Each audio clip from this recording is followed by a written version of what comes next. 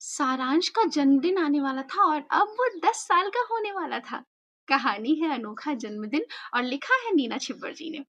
सारांश का जन्मदिन आने वाला था और वो 10 साल का होने वाला था, इसलिए वो बहुत ज़्यादा खुश था। उसके मम्मी-पापा ने बहुत सारी तैयारियाँ कर रखी थी, उसने भी बहुत सारी तैयारियाँ कर रखी थी। उसने तो लिस्ट बना रखी थी कि जन्मदिन के दिन क्या-क्या करना है। उसकी बहुत इच्छा थी कि दादाजी उसके जन्मदिन के दिन उसके पास रहें, गाँव से उन्हें बुला लिया जाए। उसके पापा गए और दादाजी को बुला भी लाए। उसे पता था कि दादाजी कुछ तो सरप्राइज प्लान कर रहे हैं, लेकिन दादाजी से जब वो पूछता तो दादाजी उसे बताते नहीं थे। बोलते थे कि सरप्राइज है, पहले से क्यों बताऊं। खैर, दिन बीते और सारांश का जन्मदिन भी आ गया।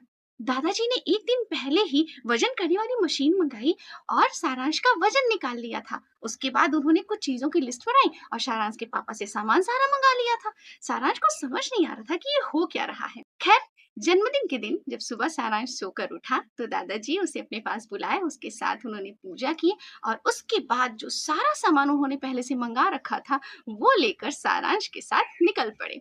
वो गए पास के ही मंदिर में। पास के ही मंदिर में उन्होंने पहले से ही पंडित जी से बात कर रखी थी।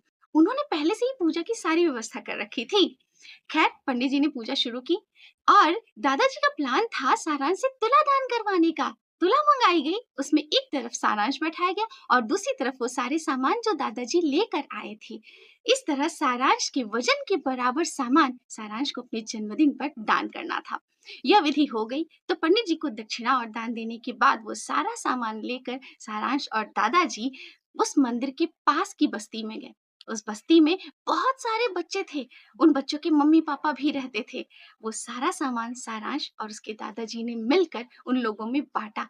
वो लोग केक भी लेकर आए थे, उन्होंने उनके साथ केक भी काटा, बलून भी फुलाए और बच्चों में बलून भी बांटे। सारे लोग खूब खुश थे, खूब मजे से सारांश का जन्मदिन मनाया गया। उसके बाद वो वापस घर आए।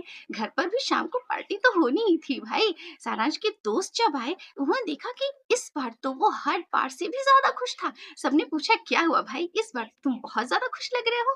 तब सारांश ने उन्हें अपने अनोखे जन्मदिन के बारे में बताया और ये बताया कि इस तरह से जन्मदिन मनाकर उसे कितनी ज्यादा खुशी मिली है। दादाजी भी उसके इस व्यवहार पर बहुत ज्यादा खुश थे। तो भाई, जन्मदिन हम अपने लिए तो मनाते ही हैं, अपने दोस्तों के साथ तो मनाते ही हैं, लेकिन कभी कभी हमें अपना जन्मदिन बाकी लोगों के साथ भी मनाना चाहिए। उनके साथ भी मनाना चाहिए जो जरूरतमंद है। उनके होठों की खुशी भी तो एक अनोखा उपहार है और इस तरह मनाया गया जन्मदिन भी तो अनोखा जन्मदिन है ना।